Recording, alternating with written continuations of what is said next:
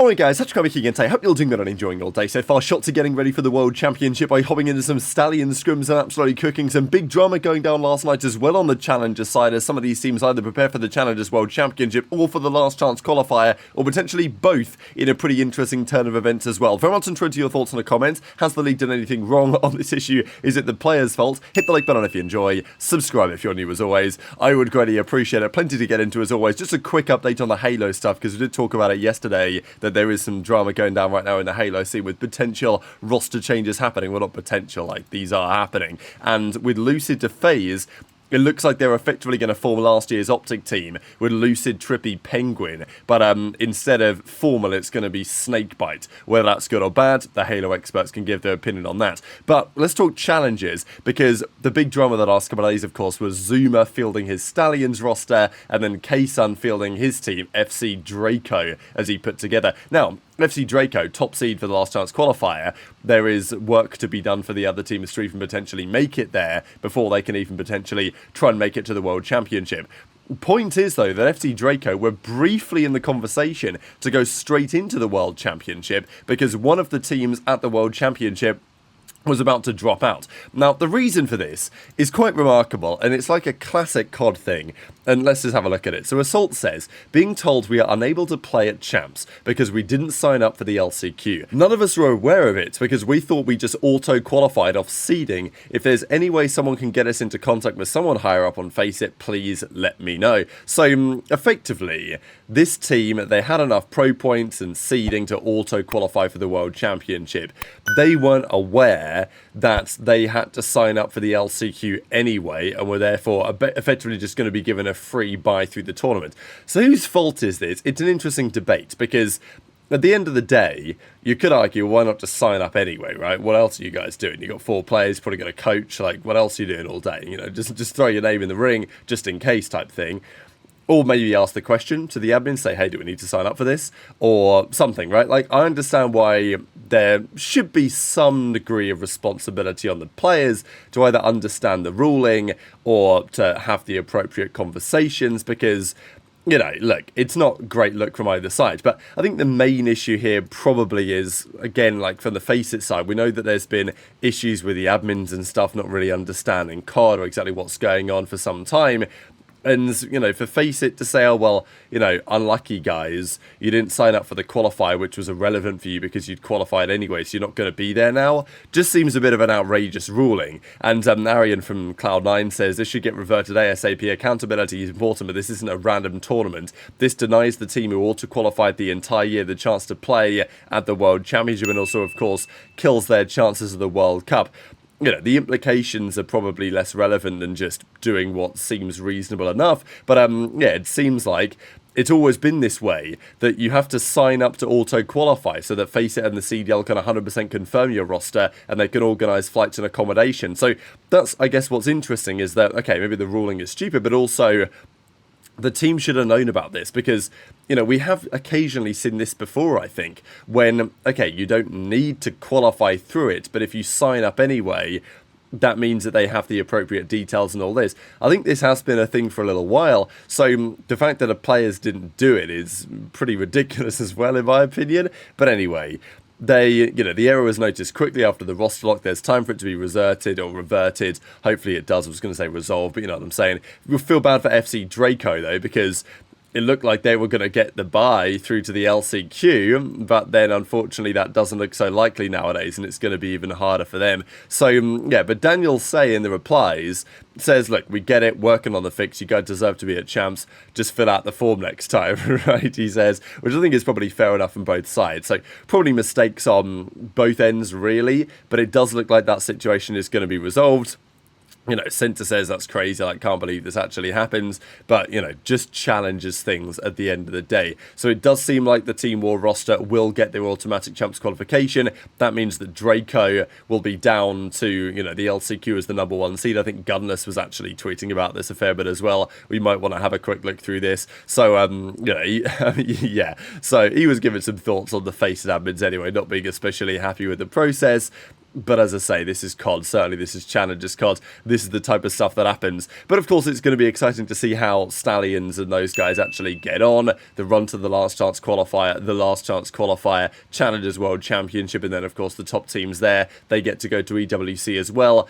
And I'm hoping that there are some players that go to EWC. I mean, there already will be, because we know that Vivid, Mack, Craze and Mamba qualified. So, you know, Craze and Mamba we've not really seen at that level. I think EWC is exciting because, you know, nowadays it is the only time of the year we actually get to see pros against challengers. They did used to do the occasional Pro-Am tournament, which was often quite telling. Look, the amateur teams are never going to go that far, certainly with the way the league is now. Like, you're not expecting those guys to make the final. But it is worthy to consider that, you know, you do get to see challengers players against pro teams on LAN and playing a fair few games as well, given the format of EWC and the group stages and all this. So you get the opportunity to get, you know, actually see these players, and I'm hoping that the teams that qualify aren't just like former pros. They will be in some parts. I'm not saying that's necessarily a bad thing, but it is just nice to see some, you know, new faces get involved, get invited or qualify basically, because then you get to see potentially what the next step looks like. Whereas for guys like Assault, I think Assault's a pretty underrated AR throughout his career. Famously, his only event victory is the World Championship, where he won the MVP back in 2018 on AXE's Evil Geniuses. But he was actually really good that year, and I think that in general he's been a bit underrated. But still, Assault's, you know, coming back into the league, you know, it's not going to massively move the needle, is it, nowadays, right? So, you know, no disrespect to Assault, it's just simply how it is with the state of his career. So I think, you know, many are hoping that some teams with some more young talent, and many of these teams of veterans also do have some talent on as well, or like, they're all talented, but you know what I'm trying to get the point across anyway. But intrigued to your thoughts in the comments. Stallions, if they were to make it, potentially could be one of those teams, but their road ahead is very long and tough to even, you know, make it through the next couple of weeks and try and qualify for the World Cup, even the, you know, championship itself, the Challengers Champs, and then even go one step further. That is a big challenge. But we did see that Shotzzy has been doing a lot in recent times. Of course, OpTic had a better result in the most recent major, finishing top 4. Shotzzy was coaching, quote unquote, the new FC Draco team with K-San, and then here he is hopping into some practice scrims with Manny and the boys, and, you know, seemingly trick-shotting everyone off the top rope. So, you know, good work from Shotzzy as always. I'll share a couple of clips here in a second. And the other clip that I wanted to show was some kind of the other side of the OpTic camp, which is, well, new player Merc. And I think it's always exciting. Look, whenever a new player joins OpTic, you get to see more of that player's personality than if they joined another team in general. Not to say this is exclusively the case, but when a player joins OpTic, they will typically turn the stream on, because why wouldn't you? And also when they do turn the stream on, more people watch because it's an OpTic player, and therefore more people clip it because it's an OpTic player. And, you know, you start to get more of a picture of the type of player that these new characters are. And that's the reason why OpTic making changes, you know, obviously it's difficult for the OpTic fans in the moment, but actually for the scene at large, it tends to improve things, because it means that even if you look back a few years, players like Envoy, they were part of OpTic, and they're more notable and popular and considered to be, you know, let's just say people are interested in what Envoy has to say, not just because he's now on Thieves and winning events and, you know, now a world champion, but also in part because he was on OpTic. People remember him from the OpTic days, and that helps his own presence. We've seen that over the last few years as well. Like, you know, Huke will go to a different team. You know, even someone who was on the Huntsman, like aBeZy maybe. You know, in the couple of years following that anyway, there's probably more interest in those players just because they used to be a part of OpTic. So that's the thing. OpTic make the changes, like Pred, for example, right? Like, Pred was still a notable talent, but the fact that he went to OpTic and did what he did, now whatever he does, people are going to care about it. And not to say that's exclusively an OpTic phenomenon, but it's just you get to see more of a player's personality and the reason why they're interesting when they're part of the green wall. It's just how it tends to be. The same story for Kenny, I would say, as well. You know, not to say that OpTic fans will necessarily go and support them in their next venture, because, you know, certainly OpTic fans are still going to support OpTic over the Minnesota Rocker, but, you know, there might still be a bit of a soft spot for Kenny and for Pred for the things they achieve for the organisation. Point stands is that Merc is now in here, and given the fact that this guy, look, he was known in challenges, but he wasn't really considered to be, like, he was considered to be a talent. But the fact that he's now on OpTic, is streaming, you're getting to see more of the personality, you're getting to see more of the entertainment value this guy provides. And, you know, I thought what he was saying here about JoeDeceives is pretty funny. You talked about it the other day, he was going to get a flight up there to Canada, of course, where Toronto are based, out of Toronto, and, well, run it up. And Merc now says, you know, don't even need 100 gifted for that, I'll do it for free. So, pretty funny for Merc. It's good to see some of the character coming out. You can. Fine, bro. Watch over me, yeah? Bro, I got you. I got you, duo. It's like 2019, duo. Ooh. 19. On. What are you? Top off, top off. Top on near me. Bitch on me, llama. Weak. Yo, Joe, I've seen your cut. You four-eyed fuck. Keep those. Oh my god, I would break those fucking glasses and stomp on them. 100 gifted to run a fade on Joe. I'll do that shit for free. I'll have him on his hands and knees looking for his glasses. Well, where'd they go, man? Fuck, please get him. You see how annoying this is for FaZe? As soon as Paco pushes out towards flag, like towards dub over here, boom, they're spawning B search. They have to make a decision. He's now playing like an insane creddy too, so like number 4 even has to check this. Number 4 does check it, Drazah does check it, but he still dies to Paco. Paco pushes even, you know, even more and actually just wraps this. Now he plays a different spot. Number 5, and now push over to mid. He's just jiggling for info to see if they're coming mid. He jiggles, sees that 1 and 3 are now starting to shoot him. Look at this setup. It's so hard. Number 8 on hill is watching the dub window. Number 7 from stage is watching the top window. And number 5 keeps jiggling for the low door. So how are they going to break? You see what I'm saying? They have this route. They have this route. They have the top route. And they have number 5 jiggling for this info. So all 5, 1, 2, 3, 4, 5 routes are all being at least watched. The only route that's not being watched is that super deep fucking insane route that no one's going to take. The deepest that you will take this is like through ticket or Phillies and pinch this door. But again, number 5 is still there and you'd have to fight him.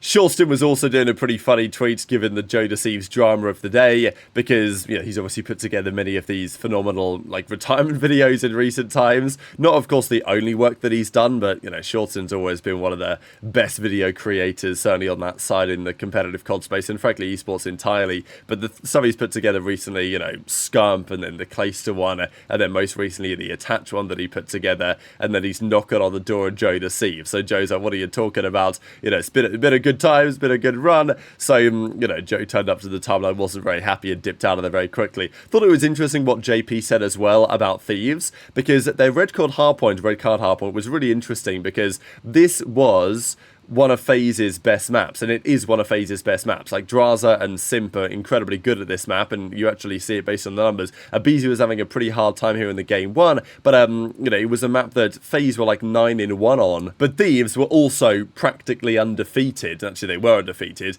and we don't tend to see these two teams play each other on it. We haven't really seen that so far, but to see it in the grand finals, that was really exciting, certainly at this point in the season where both teams are really, really good at this map. Interesting that Red Card was kind of considered to be, and maybe still would be considered to be, one of the more like pubby maps in the game. It was a map that wasn't really considered on paper to be that competitive early doors.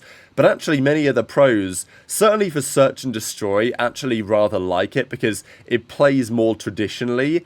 You know, it is more of, you know, you can play picks, you can go to a different site, you can play a rotation, you can play a fake, right? There are more things you can do on Red Card Search than other maps, and I think the hardpoint is not that bad either. I think it actually creates some exciting affairs, and when you've got a team like Thieves able to go 10-0, or FaZe able to go 9-1, maybe 9-2 now after this defeat, I think it shows there is a bit of a skill gap on the map, maybe compared to some of the other maps in the game. So very much enjoyed your thoughts on all of this stuff in the comment section below. Hit the like button if you enjoyed, subscribe if you're new, take care, and I'll see you next time.